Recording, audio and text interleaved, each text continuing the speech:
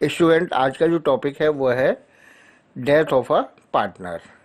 देखिए, जब किसी भी पार्टनर की डेथ होती है तो पार्टनर्स के बीच जो रिलेशनशिप है वो ख़त्म हो जाता है, यानी पार्टनरशिप एंड हो जाती है।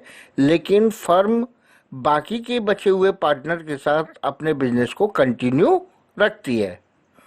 और ये पार्टनर जो है, जिस पार्टनर की डेथ होती है, यानी डिसीज पार्टनर के जो शेयर है उस शेयर को अपने ओल्ड प्रॉफिट शेयरिंग रेशो या फिर उनके बीच जो रेशो डिसाइड होते हैं उसके अकॉर्डिंग, यानी वो उसके शेयर को ले लेते हैं।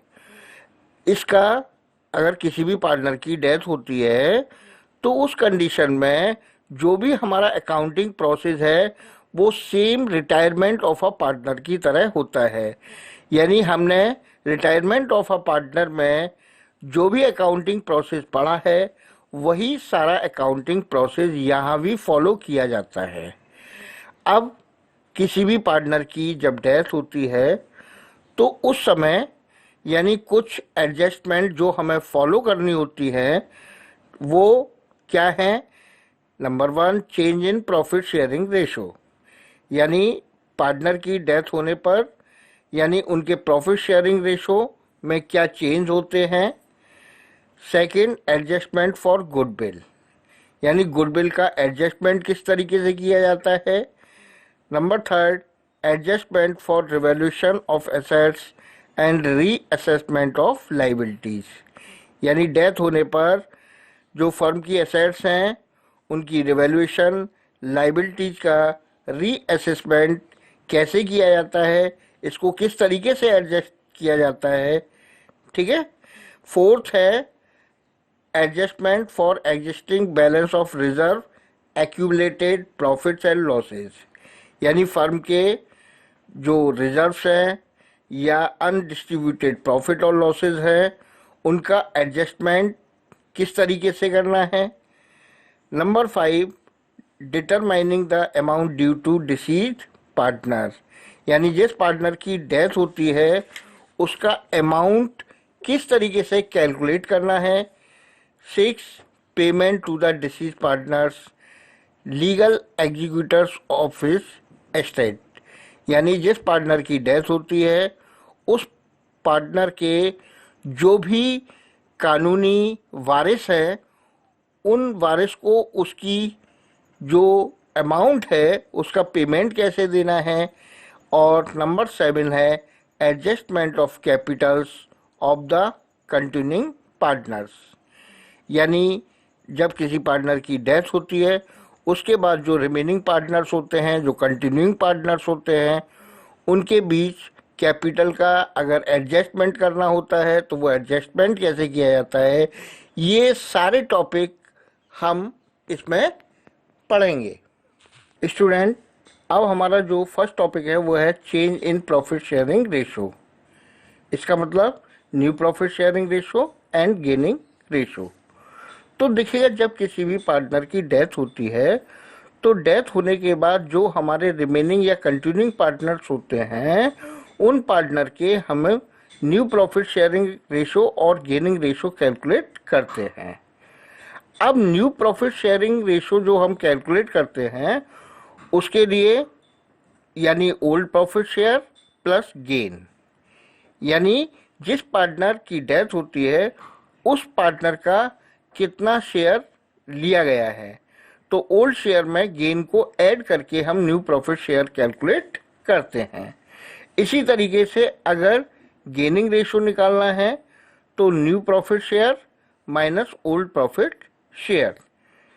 ठीक है। अब इसको हम क्वेश्चन के थ्रू समझने की कोशिश करते हैं।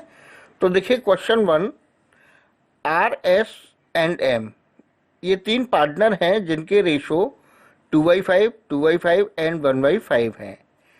M पार्टनर की डेथ हो जाती है and his share is taken by R and S in the ratio of 1:2, यानी जो M पार्टनर है उसका जो शेयर है वो R और S 1:2 के रेशो में लेते हैं। अब हमको न्यू प्रॉफिट शेयर कैलकुलेट करने हैं। तो यहाँ पर देखिएगा आप कि एम पार्टनर की डेथ हुई है तो एम का शेयर है 1/5। अब एम पार्टनर की डेथ होने पर जो गेन होगा वो आर और एस को होगा। तो हम क्या करेंगे कि आर का गेन निकालेंगे। अब आर का जब गेन निकालेंगे तो यानी एम का जो शेयर है वो 1/5 है और आर जो है उसको एक्वायर कर रहा है 1:2 के अकॉर्डिंग। तो आर का जो गेन होगा वो 1/5 इंटू 1/3 यानी इक्वल टू 1/15। इसी तरीके से एस का जब गेन निकालेंगे तो 1/5 इंटू 2/3 यानी 2/15। अब आर का अगर हम न्यू शेयर निकालते हैं तो ओल्ड शेयर प्लस गेन, तो आर का जो ओल्ड शेयर है वो 2/5 है प्लस गेन कितना हुआ है उसको 1/15 का, तो उसका जो न्यू शेयर है वो 7/15। इसी तरीके से एस का न्यू शेयर निकालेंगे तो ओल्ड है उसका 2/5 प्लस गेन है उसका 2/15, इसका मतलब हुआ 8/15। तो जो न्यू प्रॉफिट शेयरिंग रेशो होंगे आर और एस के वो 7:8 होंगे। अब क्वेश्चन 2 देखते हैं। तो यहाँ पर ए बी सी 3 पार्टनर हैं, उनके रेशो हैं 4:3:2। ए डाइड यानी ए पार्टनर की डेथ होती है। B and C will share profit in the ratio of 2:1 यानी जो बी और सी पार्टनर हैं उनके जो न्यू रेशो होंगे वो 2:1 होंगे। Determine the gaining ratio. अब हमें गेनिंग रेशो कैलकुलेट करने हैं। तो जैसा कि हमें मालूम है कि gaining ratio equal to new profit share minus old profit share. तो यहाँ पर जो बी पार्टनर है, बी पार्टनर का जो न्यू शेयर है वो है 2/3 और उसका जो ओल्ड शेयर है बी का वो है 3/9। तो इसको माइनस किया तो ये हमारा जो आता है वो आता है 3/9। अब इसी तरीके से हम जो है किसका निकालेंगे, सी का। तो सी का जो न्यू शेयर है वो है 1/3 और उसका जो ओल्ड है वो है 2/9। तो इसका जगह अब हम अगर कैलकुलेट करते हैं तो इसका जो शेयर आता है वो आता है 1/9। तो इस तरीके से जो हमारे गेनिंग रेशो होंगे वो 3/9 रेशो 1/9 इक्वल टू 3:1 होंगे। स्टूडेंट, नेक्स्ट जो टॉपिक है वो है एडजस्टमेंट फॉर गुडविल। तो यहाँ पर हम देखते हैं कि जिस पार्टनर की डेथ होती है उस पार्टनर को गुडविल का शेयर दिया जाता है। अब गुडविल का शेयर क्यों देते हैं, क्योंकि देखिए जिस समय वो फर्म के अंदर पार्टनर था उस समय फर्म ने गुडविल अर्न की थी, इसलिए उस गुडविल में उसका भी शेयर होता है। तो जिस तरीके से हमने रिटायरमेंट में पढ़ा है कि जो गेनिंग पार्टनर्स होते हैं, गेनिंग पार्टनर्स डिसीज पार्टनर को गुडविल पे करते हैं और जो गुडविल पे की जाती है वो उनके गेनिंग रेशो के अकॉर्डिंग पे की जाती है। अब यहाँ पर बात करते हैं कि डिसीज पार्टनर की जो गुडविल का शेयर है वो कैसे कैलकुलेट करते हैं। तो उसके लिए value of firms goodwill into profit share of disease partner. तो यहाँ पर यानी डिसीज पार्टनर का गुडविल का शेयर कैलकुलेट कर सकते हैं। अगर मान लीजिएगा हमारी बुक्स के अंदर ओल्ड गुडविल मौजूद है तो उसको हम रिटन ऑफ करते हैं और उसके लिए यानी all partners capital account debit और टू गुडविल अकाउंट, जैसा कि हमने रिटायरमेंट में किया था। अब इस टॉपिक को हम एक क्वेश्चन के थ्रू समझने की कोशिश करते हैं। तो यहाँ पर एक क्वेश्चन देखिएगा PR&S 3 पार्टनर हैं, उनके रेशो हैं 4/8, 3/8 एंड 1/8। अब पार्टनरशिप डीड के अकॉर्डिंग अगर किसी पार्टनर की डेथ होती है तो उसकी जो गुडविल का शेयर है वो उसके नेट प्रॉफिट, कितने नेट प्रॉफिट, यानी 4 कंप्लीटेड ईयर्स का जितना नेट प्रॉफिट है उसके 1/2 पर उसके गुडविल का शेयर कैलकुलेट किया जाता है। अब आर पार्टनर की डेथ होती है और फर्म का जो प्रॉफिट है वो 1,20,000, 80,000, 40,000 एंड 80,000 गिवन है। अब यहाँ पर हमें करना क्या है, एक तो गुडविल का शेयर निकालना है, आर के गुडविल का शेयर, और उसके साथ हमें बनानी है एंट्री, जनरल एंट्री। अब यहाँ पर हम देखते हैं कि सबसे पहले टोटल प्रॉफिट। अब टोटल प्रॉफिट यानी हमें 4 ईयर्स के प्रॉफिट है। अब ये 4 ईयर्स के जब प्रॉफिट हम ऐड करते हैं तो हमारा जो टोटल प्रॉफिट आता है वो आता है 3,20,000। अब इस प्रॉफिट में हम आर का शेयर निकालते हैं, तो आर का शेयर निकालेंगे तो 3,20,000 इंटू आर का जो शेयर है वो 3/8 है, तो ये आएगा हमारा 1,20,000। अब हमको गुडविल निकालनी है। अब गुडविल जब निकालनी है तो गुडविल निकालने के लिए आर का जो प्रॉफिट शेयर है वो है 1,20,000 और इनटू जो गुडविल की कैलकुलेशन करनी है वो करनी है 1/2 के बेस पर, तो इसका मतलब हुआ कि गुडविल जो आई वो 60,000। अब हमें मालूम है कि ये गुडविल जो है, जो कंटिन्यूइंग पार्टनर हैं वो अपने गेनिंग रेशो के अकॉर्डिंग पे करेंगे।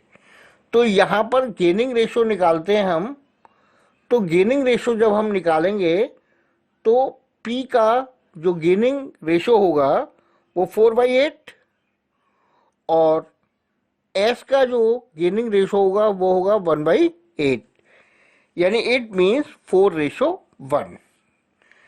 अब यहाँ पर हम जरा पी का शेयर निकाल के देखते हैं, तो टोटल जो हमारी जो आर की जो गुडविल का शेयर है वो 60,000 है। अब 60,000 इंटू 4/5 यानी पी का शेयर आएगा 48,000। ऐसे ही एस का शेयर निकालेंगे 60,000 इंटू 1/5 इक्वल टू 12,000। अब इसके बाद हमें जनरल एंट्री पास करनी है, तो जनरल एंट्री जब पास करेंगे तो रिटायरमेंट की तरह हमारा जो रूल्स है वही है, gaining partners capital account debit to deceased partners capital account. तो यहाँ पर गेन किसको हुआ, पी और एस को, और डिसीज पार्टनर कौन है, आर।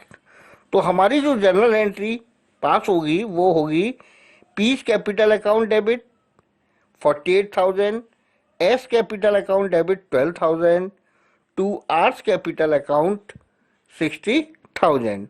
तो इस तरीके से हमने ये गुडविल की जनरल एंट्री पास की है। अब स्टूडेंट नेक्स्ट टॉपिक की अगर बात करते हैं तो वो टॉपिक है हमारा revaluation of assets and reassessment of liabilities. देखिएगा कि जब किसी भी पार्टनर की डेथ होती है तो उस पार्टनर की डेथ के टाइम पर फर्म की जितनी एसेट्स होती हैं उनको रिवैल्यूट किया जाता है और लायबिलिटीज को रीअसेस किया जाता है, और इस तरीके से हम प्रॉफिट या लॉस कैलकुलेट करते हैं।